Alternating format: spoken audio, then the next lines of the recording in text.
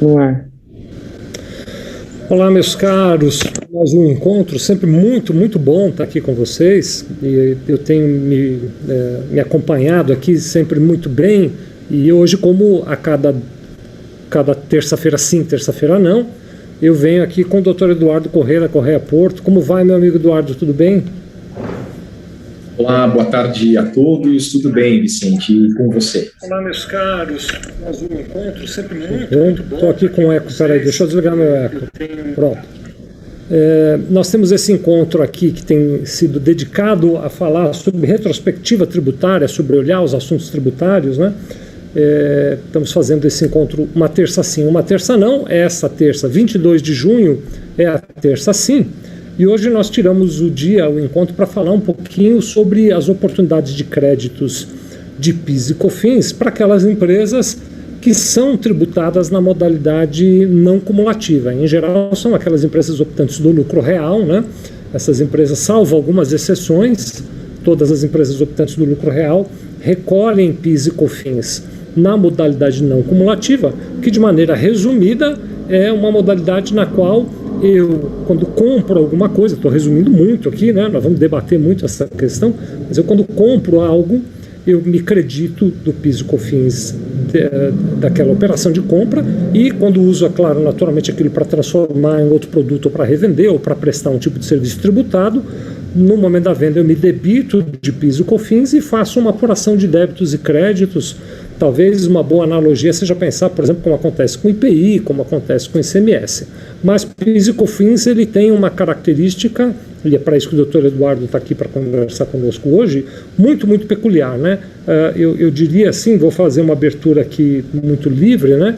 Que, de uma maneira geral, o entendimento talvez mais tradicional ou mais antigo, até eu poderia usar essa expressão, é o conceito de crédito físico, né? Então, por exemplo, se eu fabrico essa caneta aqui, a tese não é bem assim, tá bom? Mas a tese tributária é de que tudo que fisicamente vai nessa caneta, incluindo a sua embalagem e tal, mas tudo aquilo que eu conseguir pegar e que estiver presente aqui dentro, sem dúvida nenhuma eu tenho direito a crédito.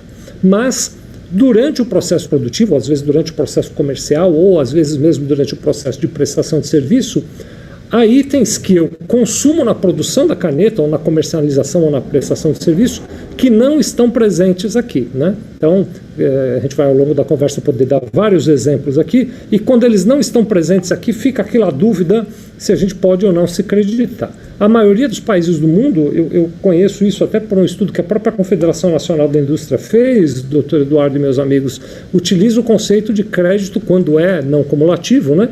Utiliza o conceito de crédito financeiro, quer dizer, paguei, me creditei, acabou, não tem discussão.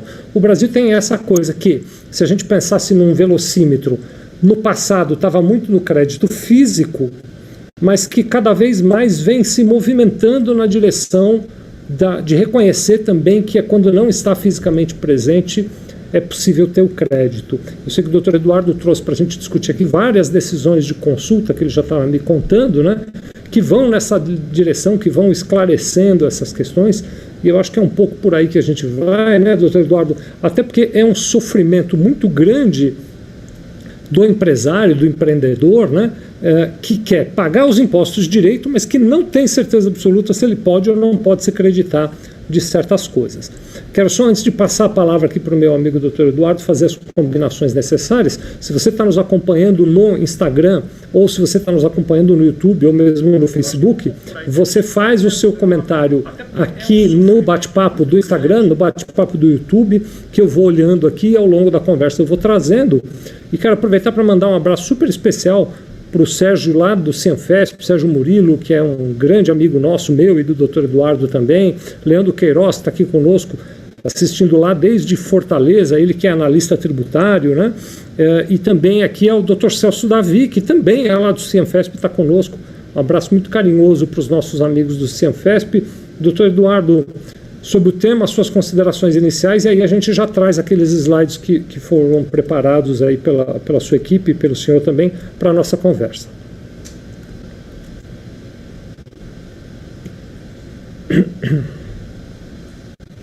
Legal, Vicente. Mais uma vez juntos, uma grande honra para nós. O Vicente já apresentou, né? Meu nome é Eduardo Corrêa da Silva, eu sou sócio do Corrêa Porto Sociedade de Advogados.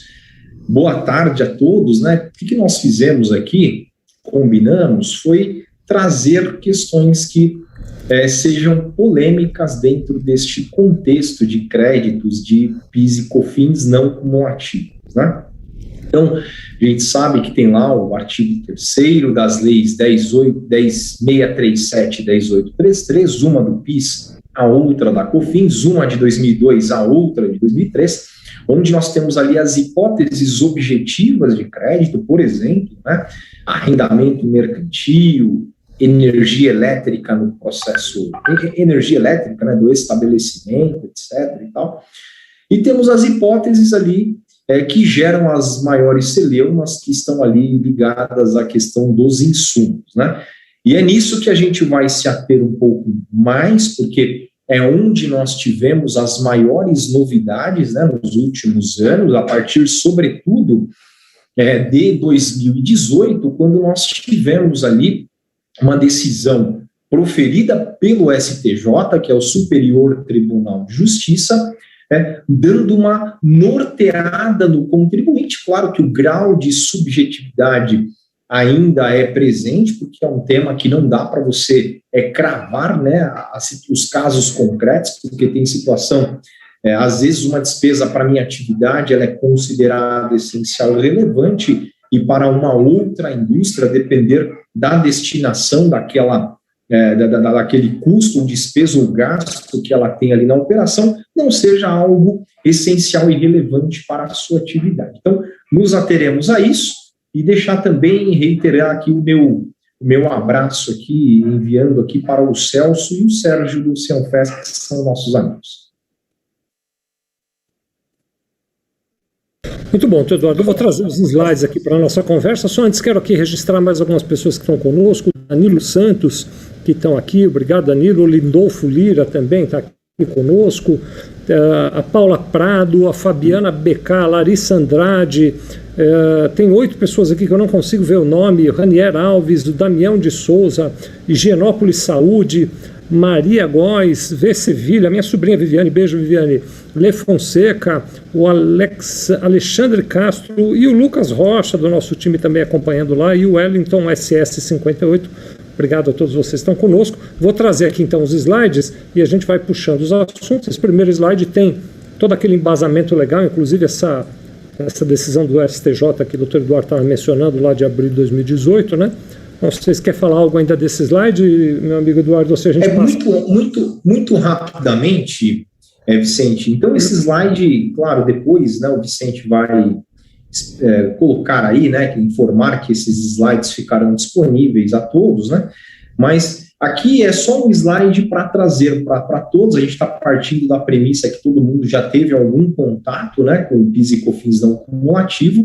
Então, no mínimo, né, nós temos que ter uma boa compreensão desse dispositivo da Constituição Federal, que trata da não cumulatividade dos COFINS, das leis 10.637 e 10.833, que tratam da não cumulatividade do PIS e da COFINS, as instruções normativas lá de trás, né, uma de 2002, uma de 2004, que regulamentavam essas duas leis que acabamos de mencionar. A lei mais recente, né, a instrução normativa mais recente, que é a 1911 de 2019, que consolidou toda a legislação relacionada ao PIS e COFINS. A decisão do STJ sobre insumos, né, créditos de PIS e COFINS sobre insumos, que é uma decisão de 2018, então, de lá para cá, muita novidade aconteceu nesse cenário de créditos de PIS e COFINS, e o parecer normativo, que veio logo após a decisão do STJ também, para nortear o contribuinte e nortear, sobretudo, as autoridades fiscais, os auditores, né, que tratam desse tema dentro da Receita Federal do Brasil. Então, basicamente, eram esses os pontos relacionados a este slide.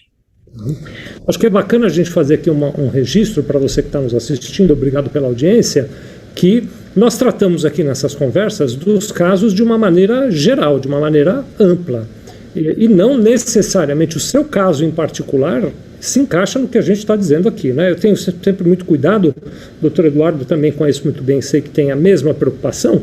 Às vezes você ouve alguma coisa que a gente diz aqui, interpreta de uma certa maneira e já vai tirando conclusões, dizendo, não, então eu posso me acreditar, ou talvez até não, eu não posso me acreditar, ou coisas do tipo, meu contador ou meu advogado estão falando bobagem, porque agora eu vi o Eduardo e o Vicente falando diferente. Não é nada disso, a gente aqui trata de um assunto amplo, que quando você vai analisar o caso em particular pode ter diferenciações, né? Então tenha sempre em mente, viu, meu querido espectador, essa condição. Passei aqui, meu amigo Eduardo, para o próximo slide aí, para a tua continuidade. Essa observação, Vicente, me permite só reiterar e contribuir, né, neste tema em especial, né? Então, nós vamos chegar lá na frente, falar despesas com publicidade e propaganda, dá direito a crédito? Então, depende. De repente, para sua atividade, pode ser que sim, pode ser que não. Ou seja, não é qualquer despesa com publicidade e propaganda que dá direito a crédito e nem para qualquer atividade. Mas vamos lá. Quando a gente fala de PIS e COFINS, nós estamos, primeiro, né, como o Vicente colocou no início, uma parte essencial. A empresa precisa estar optante, né, pelo lucro real. Então, este é o primeiro requisito aí, objetivo, né? E o segundo é saber se ela está sujeita ou não como atividade. Por que se diz isso?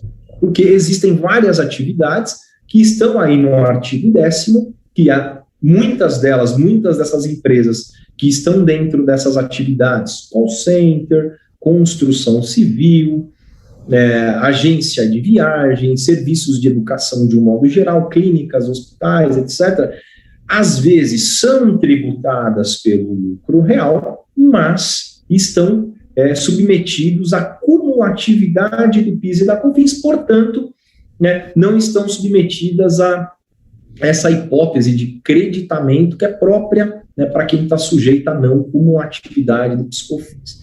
Aqui, só para trazer, né, nós falamos aqui há pouco das duas instruções normativas que regulamentaram as leis, né, que traziam ali uma interpretação bastante restritiva com relação ao que seria insumos, né? Então, basicamente, ela se apropriava do conceito ali do IPI, né, para fins de creditamento, praticamente restringindo ali para matéria-prima, materiais de embalagem e produtos intermediários.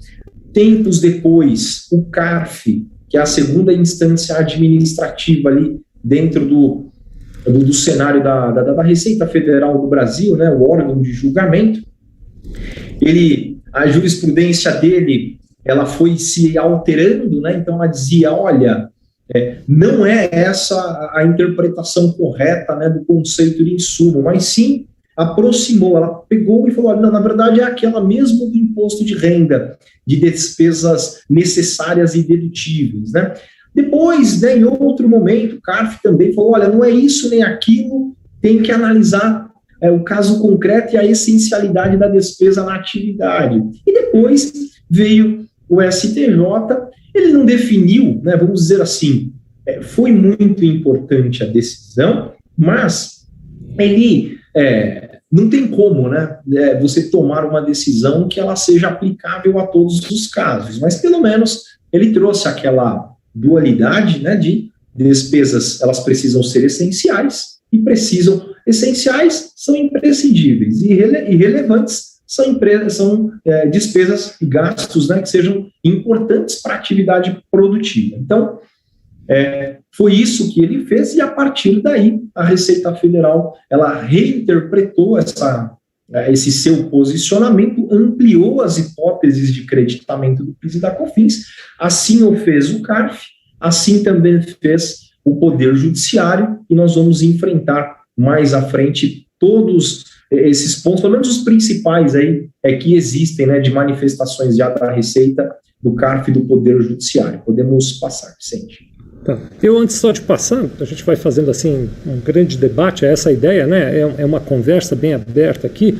Aliás, quero te incentivar, você que está participando, mande seus comentários pelo chat. Nós estamos transmitindo ao vivo, dia 22 de junho, 14h15. Você que está assistindo ao vivo, consegue mandar suas perguntas e comentários pelo chat aqui do YouTube, do Instagram ou do Facebook, e a gente logo traz para a conversa. Mas, o Eduardo, eu acho que é uma coisa interessante nós pensarmos juntos com os nossos espectadores aqui numa questão, né? Como nós estamos falando do caso geral, então agora o doutor Eduardo acabou de esclarecer que a partir de uma decisão do STJ houve uma espécie de realinhamento, uma releitura, um reposicionamento por parte, especialmente da Receita Federal, nas suas manifestações sobre o que é possível acreditar, o que não é possível acreditar. Mas o conceito, ele ainda continua um tanto abstrato, né? Porque essa definição da relevância e de ser indispensável é uma definição que ela não é uma definição completamente clara, né?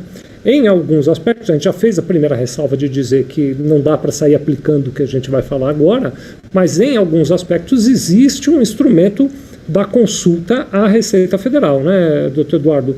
Que queria lhe provocar até para ouvir um pouquinho disso, porque depois a gente entra nos assuntos mais polêmicos, né? Mas ele pode ser um instrumento que pode ser útil como medida preventiva em algum aspecto, né? Isso, Vicente, essa parte é muito importante, né? Então, a empresa que tenha dúvidas sobre a aplicação ou a interpretação da legislação tributária, ela pode lançar mão, né, de uma consulta tributária. Então, a consulta tributária está prevista lá no decreto 70.235, tem uma previsão em instrução normativa também. Ela é uma peça, né?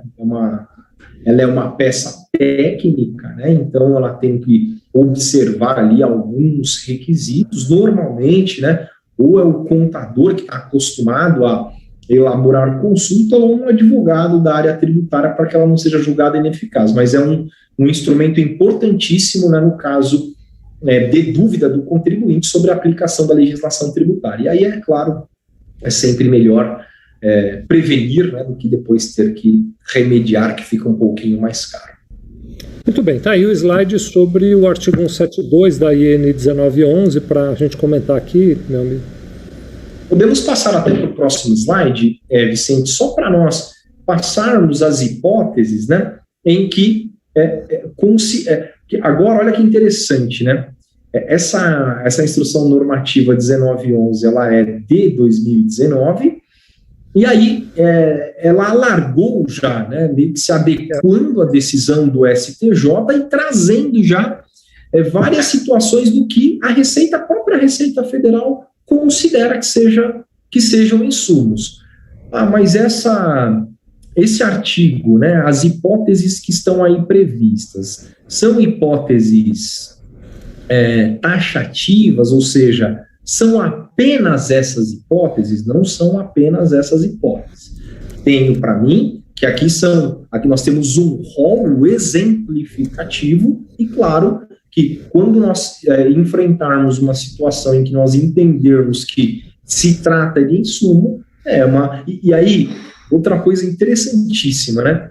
Não dá para um advogado e não dá para um contador tomar uma decisão do que seja insumo dentro da atividade produtiva sem a presença do cliente, sem a presença daquele que profundamente conhece a sua operação. Então, e aí eu diria, né, eu acho que essa discussão, né, sobre o que é essencial e relevante é interessante, né?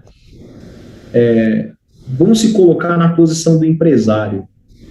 Normalmente, 95% daquilo que ele gasta é essencial ou relevante. Ou ele não gastaria, porque se ele quer oferir lucro e quer ter maior rentabilidade. Senão, ele sequer gastaria esse dinheiro. Claro que a gente sabe que tem coisas ali que não são tão essenciais ou relevantes, mas o fato é que, na maioria dos casos, são despesas e gastos, sim, essenciais e relevantes para a sua atividade. Ele não compraria algo não essencial e relevante só para tomar o crédito de 7,6, né?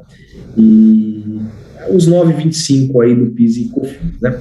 Então, vamos lá, né? A hipótese 1 aqui do que se considera insumos. A gente só vai ler, Vicente, para passar rapidamente, mas essa hipótese em verde aí, né? Bens ou serviços, mesmo utilizados após a finalização do processo de produção, de fabricação ou de prestação de serviços, né? Então, de repente, você precisou contratar um serviço, né, após, enfim, para fazer, de repente, para finalizar aí algum ponto aí do seu processo de fabricação, e aí você teria com este gasto, né, ele seria mesmo após a finalização do processo de produção, ele seria considerado um gasto essencial e, portanto, passível de creditamento de PiscoFins. A gente pode passar. Muito bem, eu quero aqui agradecer, viu, o Dr. Eduardo, que preparou esse conjunto belíssimo de slides, e como você já disse, aproveitando essa brecha, você está vendo aí nos nossos, você que está assistindo no dispositivo de tela, né, você está vendo aí embaixo, sevilha.com.br/quero recuperar meus impostos. Se você entrar lá, você vai poder preencher o formulário e depois a nossa equipe manda os slides para você também, viu? Muito bom. Item 2, né? É muito importante, viu, Vicente? Eu repito aqui, não estamos sendo redundantes, dando uma rápida passada pelo artigo 172, porque isso não existia. E muita gente desconhece a existência desse dispositivo, tá? É novo, a gente vai conversar. Recente, 2 aninhos, né? Tem 2 aninhos e tem gente que desconhece realmente, né? Então, é considerado também insumo, os bens ou serviços considerados essenciais ou relevantes na produção ou fabricação de bens ou de prestação de serviços. O que nós acabamos de falar, né? Então, ele se apropria das palavras essenciais ou relevantes e traz para dentro da legislação tributária, que é a Instrução Normativa de 1911. Pois ele coloca aqui no 3, né? Combustíveis e lubrificantes consumidos em máquinas, equipamentos ou veículos, responsáveis por qualquer processo de produção ou fabricação de bens ou de prestação de serviços. Aí vai ter as interpretações, elas vão ficando elásticas depois, né? Porque, por exemplo, né, vamos pensar numa grande fazenda onde se colhe, sei lá, soja, se colhe café, ou se colhe cana-de-açúcar, que você vai ter que movimentar os funcionários dentro da fazenda. Você vai utilizar o combustível, e esse combustível ele é integrante do processo de produção ou fabricação de bens. Podemos passar. Tem também a questão, bom, enfim, tem uma polêmica gigantesca em relação a usar o combustível para compra de insumos e para entrega de produtos, né, na venda. Isso, exatamente. A gente tem também bastante coisa relacionada a frete, etc. Né? Bens ou serviços aplicados no desenvolvimento interno de ativo imobilizado. Né? Então, exemplo, né? Tem empresa que uma parte do seu parque fabril, né, são engenheiros ali, os proprietários, eles fabricam internamente, desenvolvem o seu próprio ativo. Então, essa é uma hipótese que agora ficou claro.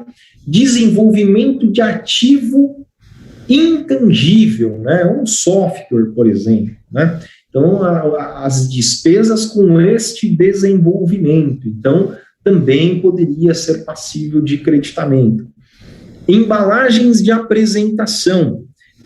Embalagem de apresentação é interessante, né? Porque você pensa assim, às vezes, né, uma grande empresa, ela tem as embalagens, veja só, de apresentação, que é a embalagem que compõe, vamos pensar aqui no açúcar, tá? O açúcar, o arroz, o café. Tem aquela embalagem que a gente compra o produto no mercado e ela está ali acondicionando esses produtos.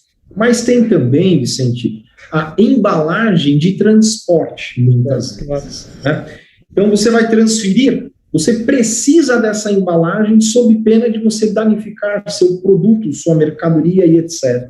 Será que para essa também não se aplicaria? Né? Tenho para mim, sim. Mas aí, como ela não consta expressamente, pode gerar uma celeuma interpretativa aí para o contribuinte. Acho que podemos passar. Então, por exemplo, deixa eu pegar um exemplo prático. Neste caso, se eu quero me salvaguardar, o que eu posso fazer? Uma das hipóteses é uma consulta tributária dizendo: posso me creditar da embalagem de transporte? Hã? Exatamente, Vicente. Aí você vai explicar, claro, ali você vai explicar toda a sua operação, como ela se dá, demonstrar a essencialidade dessa despesa, sem a qual você sequer consegue fazer o transporte da mercadoria, e aí provavelmente vai sair uma solução de consulta favorável.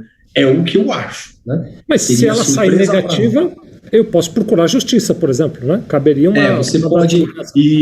Exatamente. Ou você pode, né, buscar a justiça, como bem disse o Vicente, ou verificar, né, como a própria Receita está se manifestando em outras regiões, porque se ela estiver se manifestando de forma divergente, a gente sabe que vai sair uma COSIT nos próximos meses, né? Que aí vai... E ainda que tenha uma COSIT desfavorável, esse é o ponto, né? Dá para buscar a justiça, porque às vezes a interpretação restritiva da Receita Federal, ela não é a mais justa necessariamente, né? E aí você vai para o caminho do judiciário pedindo um provimento jurisdicional para que você possa se apropriar de créditos, né, sobre determinadas despesas. Sempre tem, né, Eduardo, que colaborando, né, porque eu estou muito assim me vestindo, talvez, da pele do empresário que quer aproveitar o crédito, né? Sempre tem. E a hipótese eu costumo brincar de planejamento tributário agressivo, né? Tem a hipótese de vou tomar o crédito e vamos ver o que acontece, né? Sempre existe essa hipótese, mas essa é a hipótese menos segura de todas, porque você pode ser penalizado futuramente, você pode ter a glosa desses créditos, além disso outras penalidades, inclusive regulamentares, né?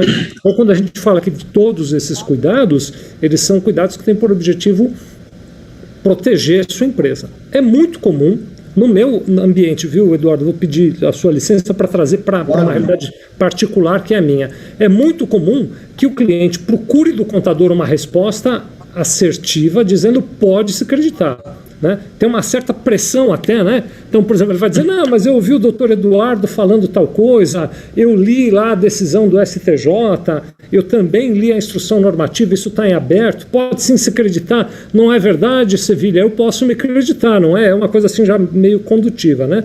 É cuidadoso, é consciente, é responsável aquele contador que diz, veja, não está claro, tem aspectos ainda que não são bem transparentes, né? Então, quando a gente, como contador, e quando o teu contador, se eventualmente você que está nos assistindo tem outro, diz, não, talvez não seja tão seguro, talvez não esteja tão certa essa hipótese de crédito, não é apenas uma pirraça, ou um mau humor, um vestígio de mau humor do contador, né? É, ao contrário, um zelo, um cuidado com o bem-estar da tua empresa, né? Exatamente, Vicente. Esses pontos são sempre nós, né? Conheço bastante o Sevilha, vocês também nos conhecem, né? Nós somos muito conservadores, né? Nós não temos cliente para um projeto, né? Mas um cliente que nós tenhamos um relacionamento aí de longo prazo, né? E para isso nós precisamos mostrar claramente quais são os caminhos da forma mais segura possível, né, para que ele aplique gestão tributária e seja competitivo, sendo também bastante seguro dentro da sua atividade.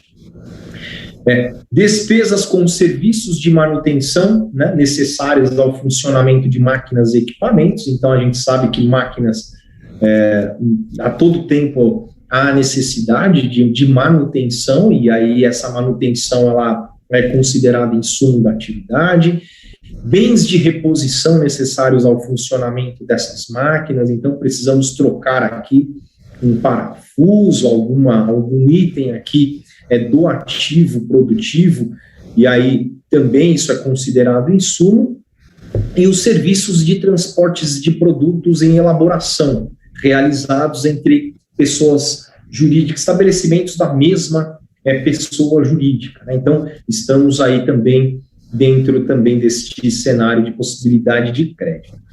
Podemos passar, Vicente. Os EPIs, né, também é outro ponto importante, os equipamentos de proteção individual, né? Então, também são considerados essenciais, né, desde que previstos em lei, desde que haja uma necessidade de sua utilização. Basicamente, são esses os itens do artigo 172 da Instrução Normativa 1911 de 2019. Então, qualquer um que trabalhe com PIS e COFINS, né, tem que ter isso de core salteado aí para poder fazer uma boa aplicação no seu dia a dia. Fiquei aqui intrigado, porque tem o parágrafo 2º da IN, né, doutor Eduardo? Que exatamente, que aí ele traz... Não são considerados insumos, né? Antes só da gente ir para o parágrafo 2º, doutor Eduardo, uma breve pausa aqui do meu amigo, para dar... Eu acho eu vivo dizendo isso, né? Eu acho uma consideração muito grande, eu acho uma deferência muito grande sua, você que nos assiste, 22 de junho, 14h31, parar teu dia para assistir um pouquinho da nossa conversa, né? Então faço questão sempre que cabe de mandar abraço para todos aqui, né? Estou vendo aqui o Danilo Santos, o Lindolfo Lira, acho que já falei deles, a Mara Lúcia de Brito, o Jackson Guimarães, o Ivan Sotovia, que diz que é de Sorocaba, aqui em São Paulo, Geute, está dando aqui também o seu boa tarde. O Danilo Santos está dizendo que o conteúdo é muito rico, demonstra aplicabilidade. Obrigado, Danilo. O pessoal do marketing da Sevilha Contabilidade postou aqui um recado, quero convidar você para entrar. Nós criamos um grupo, viu, doutor Eduardo, de WhatsApp para debater questões tributárias. Não é um grupo para ficar mandando mensagenzinhas, nem fotinhos, nem piadinhas, nem nada disso. Para você entrar, sevilha.com.br, sem R, sevilha.com.br, /Grupo Retrospectiva Tributária, tudo junto. Então, sevilha.com.br/Grupo Retrospectiva Tributária. A gente também mais tarde vai postar os slides lá nesse grupo do WhatsApp para você entrar. Estão conosco também aqui, olha só, vamos ver de onde foi que eu parei. Pronto, o Edmar, o Inácio Raffio, Damásio Contador, Crivo Assessoria, Betinho Cruz, Solon Damasceno, Palmeira Hilton, Sérgio Rei, Lindelma, será que é isso? Aline, Fabiana Alves, JF Contabilidade, Deca Lobato, Contador Danilo, JBeli Contabilidade, Jucelei, José Martins Leonardo, tá junto, me confundi, José Almeida, Mila Balieiro, Elaine Chino, Gilce Santos, Juliane Mariotto, o Luciano, Cleiverson da Hora, Luciano Galdino, Adame Antônio, João Camargo, Silene Conte. Daqui a pouco eu mando mais alôs aqui aos pouquinhos para o pessoal. Obrigado, viu, a todos vocês pela valiosa presença de vocês aqui.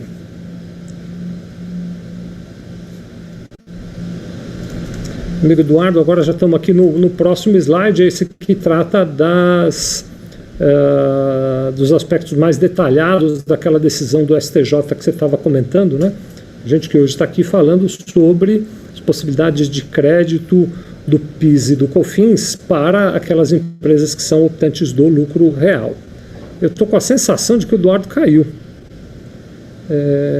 Eu vejo ele aqui na tela, mas não estou vendo respostas do lado dele. Agora estou vendo a imagem dele, parece que ele está voltando aqui. Aqui está o slide, meu amigo Eduardo, em que a gente fala sobre os conceitos de insumos, né? Ainda naquele assunto que você vinha falando sobre essencialidade ou relevância e imprescindibilidade ou importância de um determinado bem. Isso. Muito bom. Aqui já é a decisão do STJ, né? Só para tomar nota aí de 2 pontos que são relevantes. Então, o STJ ele declarou ilegais as instruções normativas, né? 247 e 404, né? E na sequência ele colocou que o conceito de insumos, ele veja, né? Só para repetir, essa decisão é de 2018, a instrução normativa começando, que analisamos há pouco, é de 2019, né? E aquele conteúdo, né, muito alinhado, né, com essa decisão do STJ. Então, essencialidade e relevância, sendo que a essencialidade é mais fácil você identificar, né, porque você faz um teste de subtração, né, por exemplo, olha, sem essa despesa eu conseguiria exercer minha atividade? Se sim, ela não é imprescindível. Mas aí você entra na relevância, ela pode ser importante. Então aí você entra num campo de subjetividade interessante. Porque o relevante, e aí você precisa, até que eu pintei, né, azul com azul aí, né, essencialidade ligado à imprescindibilidade e relevância, né, ligado à importância. Mas é só para trazer aí este ponto, né, de que o STJ declarou ilegais aquelas instruções normativas. Instruções que vedavam créditos em algumas circunstâncias, né? Ou que limitavam o crédito. Isso, exatamente. Esse nós podemos passar, Vicente, para nós seguirmos até para os casos práticos. Aqui. Se me permitir, como esse slide vai ficar à disposição de todos, se puder ir um pouquinho mais para frente, Vicente, passar 2. Essa aqui é uma hipótese daquele esse que acabou de passar, né, de não cumulatividade. Podemos ir a partir daqui. É uma hipótese, na verdade, de monofásico, né, que admite crédito lá, se for adquirido para uma cadeia monofásica, né, se você adquirir como insumo, né, e houver sido tributado pelo fornecedor, daria direito a crédito nessa hipótese, né. Aqui, falando, né, embora, aqui é atividades de restaurante, né, venda de refeições, vejam que a gente está falando de uma solução COSIT, de 2021, deste ano, assim, o tema é quente, a instrução normativa, a solução de consulta quentíssima aí, né? Os restaurantes exercem atividade econômica mista, com preponderância da comercialização de bens, pois eventual prestação de serviço é acessória. Aí tem um trecho também que ele coloca assim, né? Embora a atividade do restaurante seja comercial e não industrialização por expressa previsão normativa, no âmbito da não cumulatividade do PiscoFins, permite-se a apuração de créditos, né? Então, instrução normativa. Uma coisa muito, muito relevante. Todas as vezes que vocês... Então, nós lemos aqui, restaurante, venda de refeições. Levantem na internet essa solução de consulta COSIT e leiam as nuances da solução de consulta COSIT. Não fiquem só com essa informação que estamos trazendo, que é um pequeno resumo, estamos aqui nesse momento para trazer insights, para que você fale, olha, agora eu acho que se aplica para aquele cliente de restaurante, então agora eu vou ler a solução de consulta. Acho que este é um caminho importante para nós perseguirmos aí. Eduardo, então, para eu fazer aqui um convite, quero convidar você, entra lá no grupo sevilha.com.br, Sevilha não tem R, /grupo retrospectiva tributária. Eu vou postar essa solução lá depois que terminar o programa. Ótimo, muito bom. Podemos ir para o próximo. Desculpe, eu aqui me distraí, fiquei falando aqui e não passei o slide. Pronto. Não tem problema. Ainda sobre ela, falando a mesma solução de consulta, falando de EPI agora. Isso, ela trata de vários temas, né? E ela coloca aí os equipamentos de EPIs fornecidos a trabalhadores, alocados pelas pessoas jurídicas nas atividades de produção de alimentos, quando integrarem referido processo por imposição legal, podem ser considerados insumos, tá? Justamente porque você, dentro da produção de alimentos, você vai ter que ter equipamentos especiais, você vai ter que ter, por exemplo, né, as toucas de proteção, né, cabelo, né, para que isso não cause ali algum problema na produção dos alimentos. Sabonetes especiais, às vezes, Vicente, eu já tive em alguns processos produtivos, né, não só de alimentos prontos, mas também naquela parte, esqueci como chama esse ramo de atividade que fabrica frios, os embutidos, né? Eu já tive em fábricas desse sentido e realmente o preparo para você transitar pelo processo produtivo é bastante relevante, os cuidados são bastante importantes. Podemos passar. Muito bem, muito bem, muito bem. Ainda a 34. Mas vocês vejam que está tudo ligado ao alimento, né? Então, serviços de limpeza e desinfecção e detetização. Vamos pensar assim, né? Estamos numa fábrica de produção de tecidos, tá? Serviços de limpeza e desinfecção e dedetização,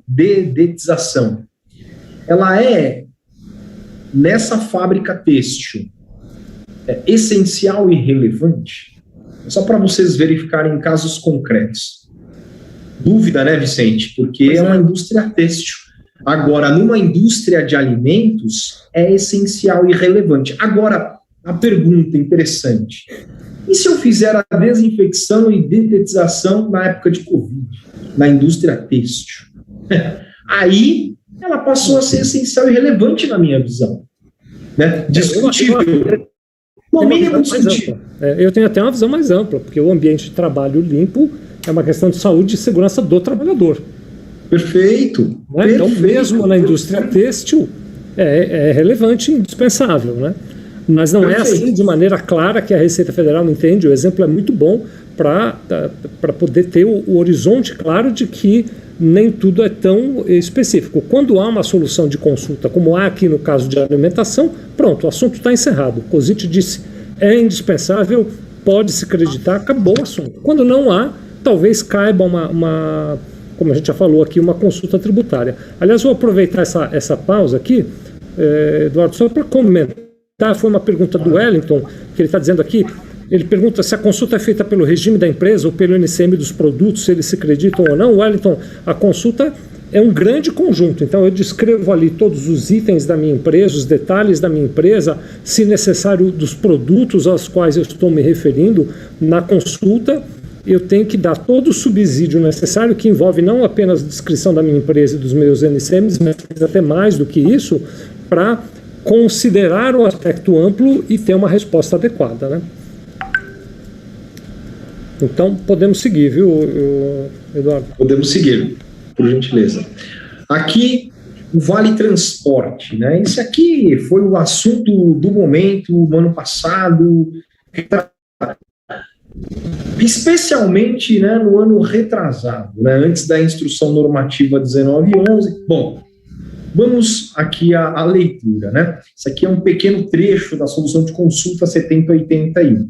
O gasto com vale transporte fornecidos pela pessoa jurídica aos seus funcionários que trabalham diretamente na produção de bens ou na prestação de serviço pode ser considerado insumo por ser despesa decorrente de imposição legal. Veja que estamos a tratar de vale transporte. Esse é o primeiro ponto. Segundo ponto, quando a atividade for de limpeza, conservação e manutenção, vale transporte, vale alimentação, refeição, tudo isso nessas atividades, conservação, limpeza e manutenção, são consideradas, dão direito a crédito, mas não por serem considerados insumos, mas porque está no inciso 10 da 10833, do artigo 3º da 10833. Aqui, nessa solução de consulta, nós estamos tratando o vale transporte, especificamente o vale transporte, como insumo. Por que insumo nessa hipótese? Porque existe a lei do vale transporte e o empregador é obrigado a fornecer ao seu empregado o vale transporte. Se ele é obrigado por lei, por imposição legal, há a possibilidade de você descontar crédito sobre essa despesa por se tratarem de insumos. Solução de consulta da Receita Federal. Podem analisar a solução de consulta e depois que tiver muito bem compreendida o seu alcance, né, aí é só ir lá dentro da operação dos seus clientes, né, para vocês contadores, né, para poder verificar se existem oportunidades de crédito nessa rubrica. Acho que vale só realçar que aqui, especificamente nessa solução, ele trata dos trabalhadores que estão diretamente ligados na produção de bens ou na produção da prestação dos serviços que são vendidos, né? Então ele restringe, o que acaba criando até uma complicação em que às vezes o custo é muito maior, né? Porque eu tenho que separar o custo de vale transporte administrativo, por exemplo, do outro, mas enfim, vamos por aí, né? Quero aqui... Isso, perfeito. Mandar um abraço para a Rosimelo, que está conosco aqui, para o Ismael Santos, que é da Êxito Contábil lá de Pompeia, o Márcio Lério está dando uma boa tarde para nós aqui, o Itamar também está aqui conosco, a assessoria Thompson tem visto bastante aqui conosco, obrigado, viu? O Ivan Statovia quer saber como é que ele obtém esses slides. Você entra lá, está na tela, se você estiver assistindo num dispositivo de vídeo, sevilha.com.br/quero recuperar meus impostos, sevilha.com.br/quero recuperar meus impostos. Dá também, se você quiser, tá na tela também, para você entrar no nosso grupo do WhatsApp, sevilha.com.br/grupo retrospectiva, está escrito aqui na tela. Mais tarde eu vou postar lá esses slides que foram preparados pelo Dr. Eduardo e o time dele. Um abraço também para o Gilson de Souza Daniel, que é lá de Cascavel, no Paraná.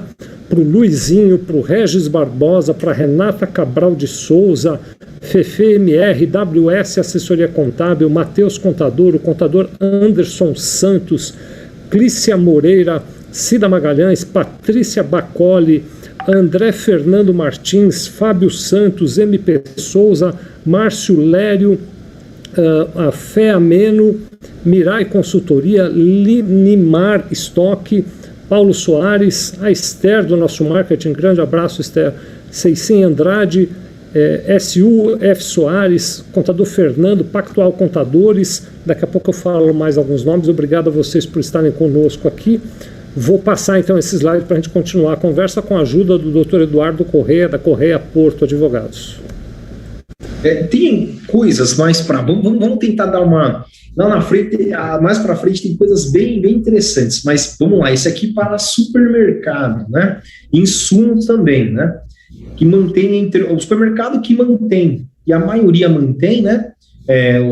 A maioria de lucro real, acho que de lucro real talvez todos, né, Vicente? Mantém ali um espaço, né, de padaria, confeitaria, lanchonete sim ou não, açougue e rotisserie, né? Aí é permitida a apuração de crédito, os uniformes utilizados, aí ele é bem específico, tá? Padaria, confeitaria e lanchonete. Quando integrarem, então ele coloca uma condição, por imposição legal, o processo de produção de bens a serem vendidos nesses setores do mercado, né? Aí ele continua essa solução depois, eu acho, no próximo slide. E aí ele coloca, é vedada a apuração se o uniforme for para uso no açougue e na rotisseria, que ele está considerando que são atividades não propriamente de supermercados, né? Então, a despesa com esses uniformes não integram o processo de produção de bens a serem vendidos nesses setores do mercado. Então, interessante, né? É uma atenção a mais, e aquilo que foi dito lá no início. Se você entender que, por exemplo, tá, vamos pensar aqui, uma convenção coletiva obriga o uso de uniforme, né? Ele coloque lá que essa despesa é essencial que você tenha o açougueiro uniformizado, ou o rapaz da rotisseria uniformizado. É uma imposição legal a convenção coletiva, por exemplo. E aí nós poderíamos repensar o resultado dessa solução de consumo. Muito bem, muito bem, muito bem. Podemos Lembrando, passar. aí, Eduardo, eu sei que eu estou sendo insistente no tema, mas é uma preocupação que é válida e que você compartilha comigo. Alguém que está nos assistindo vai dizer, então, uniforme pode creditar. Vejam, não é o caso. Essa solução de consulta, ela dá uma especificidade muito grande.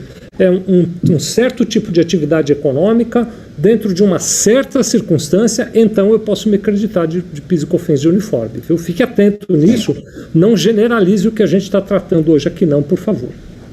Exato. E aí, aqui é só uma solução que ele fala da impossibilidade de se tomar crédito, né, sobre os dispêndios com assistência médica, tá, Vicente? E aí, a não ser que haja alguma legislação daquela atividade ou uma convenção que determine o pagamento, aí ele passa a ser essencial para determinada categoria. Podemos passar.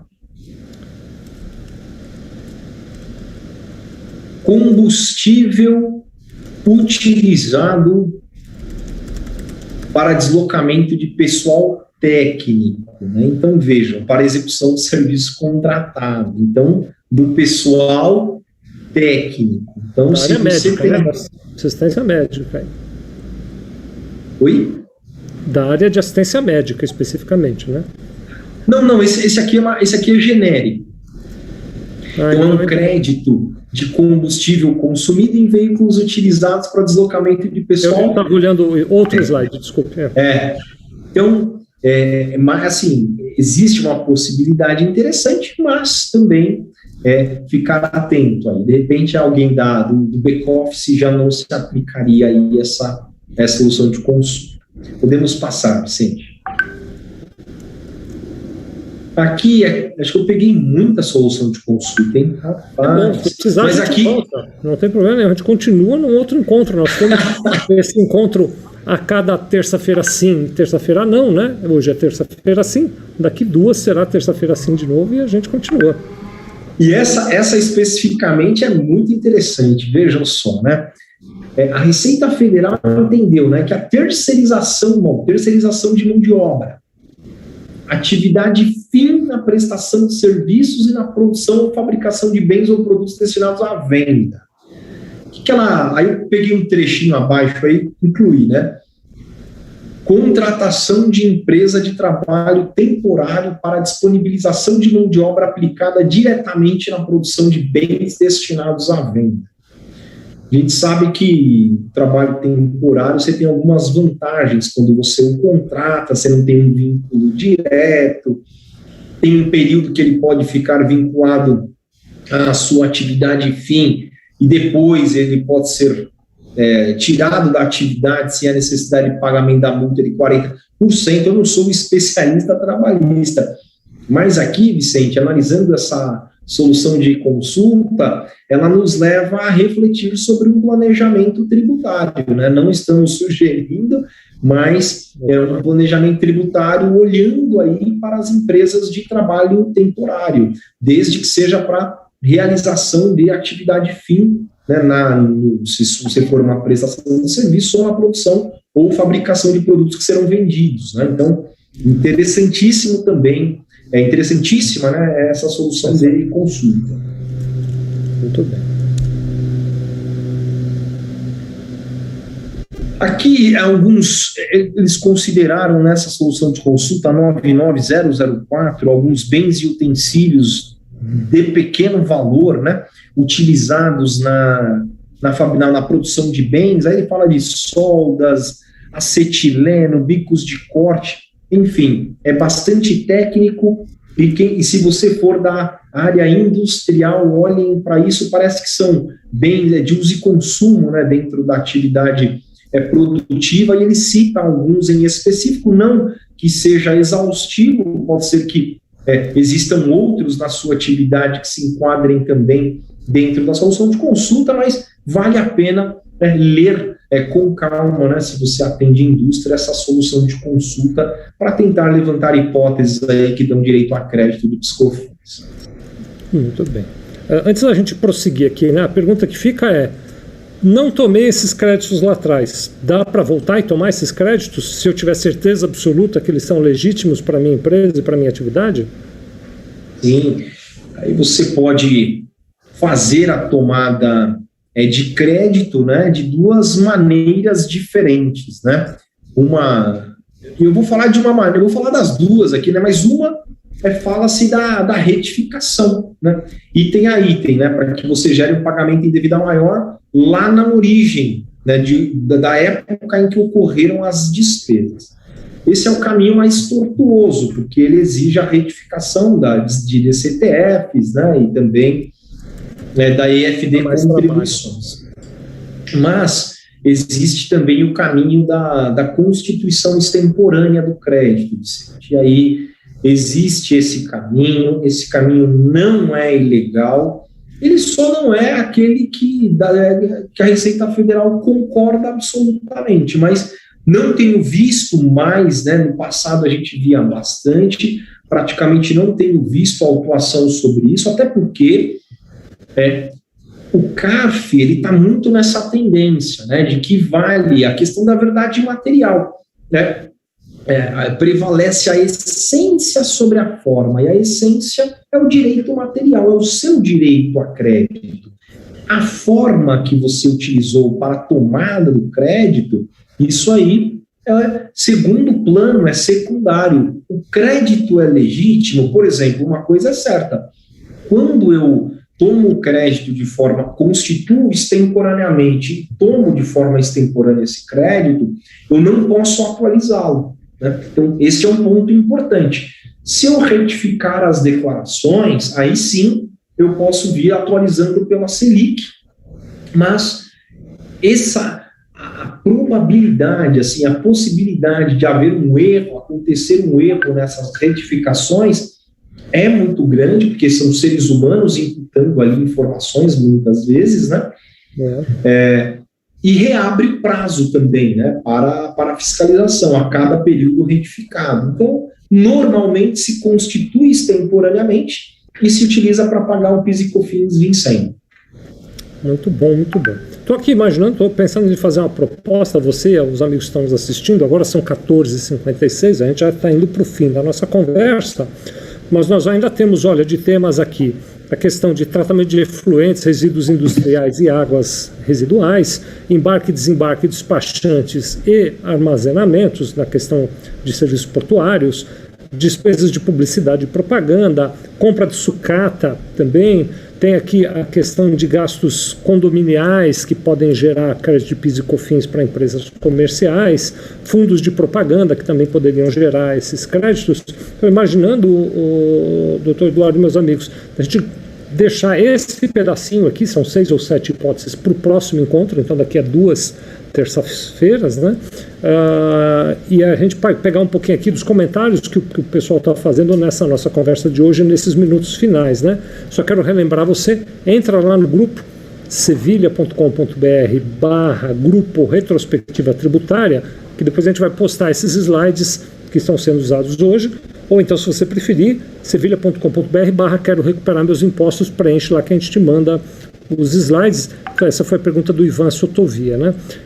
Quero aqui agradecer a Lisiane Brandão, que está conosco, é de Dourados, no Mato Grosso do Sul, o Benedito Neto, que é de São Caetano do Sul, aqui de São Paulo, o Ivan Sotovia falando de EPI das indústrias químicas e farmacêuticas. Também tem crédito, doutor Eduardo? Qual é o seu entendimento?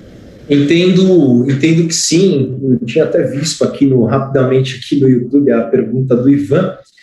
É claro, Ivan, que vale a pena, né, analisar o caso concreto, né, mas em princípio, indústria química, né, e farmacêutica, dada as questões sensíveis do processo de produção, não sou engenheiro para falar, mas eu suspeito que existem equipamentos aí que são essenciais, né, para o uso dos profissionais metalúrgicos ali, sem os quais eles não conseguem sequer entrar dentro da área fabril, né? Então, entendo que são EPIs essenciais e relevantes para a atividade, dariam, portanto, direito ao crédito. Oi, Ivan e Eduardo, com a permissão de vocês dois para expandir o olhar, né? Existem os EPIs que estão previstos e determinados lá no trabalho direto de PCMSO, né? Tem lá o Programa de Controle Médico de Saúde Ocupacional, e ali, e também no Programa de Redução de Riscos de Acidente de Trabalho, né? Ali também são determinados quais são os EPIs obrigados pelo laudo ali, determinados como obrigatórios, né? Mas pode acontecer, né, Eduardo e Ivan, da empresa, por um cuidado adicional, além daqueles EPIs listados pelo técnico de segurança do trabalho como obrigatórios, ela querer oferecer mais como um cuidado adicional. Eu estou querendo polemizar de propósito aqui, né? Poderia acontecer da Receita Federal dizer, peraí, o que o técnico determinou como obrigatório, eu concordo.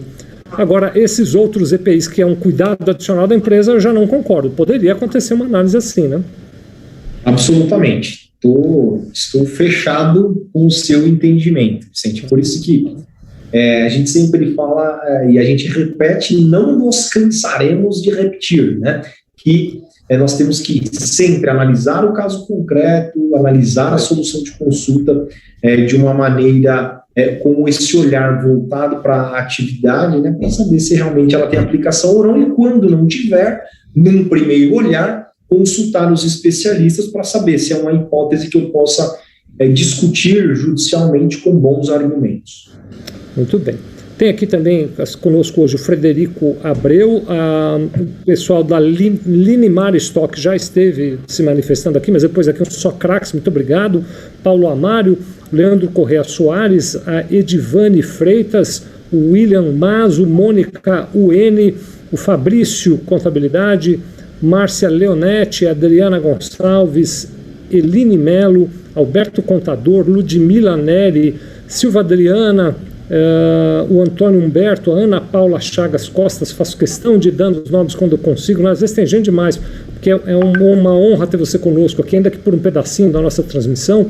a Leila Luana, o Rogério Balsanulfo, Patrícia Miranda, Jairo Pinto, Diego Amorim, Mar Rodrigues, Fábia Dias Fernandes, Fritz Ribeiro, Márcio Cesli, S.A. Jacobelli, Emicine, Ivaoli Contabilidade Digital, Francisco Cardoso, todos eles nos acompanharam hoje aqui, viu, ao longo da nossa conversa, e mais você que acompanhou, não fez comentário, não passou o nome, mas muito obrigado a todos vocês que estiveram conosco.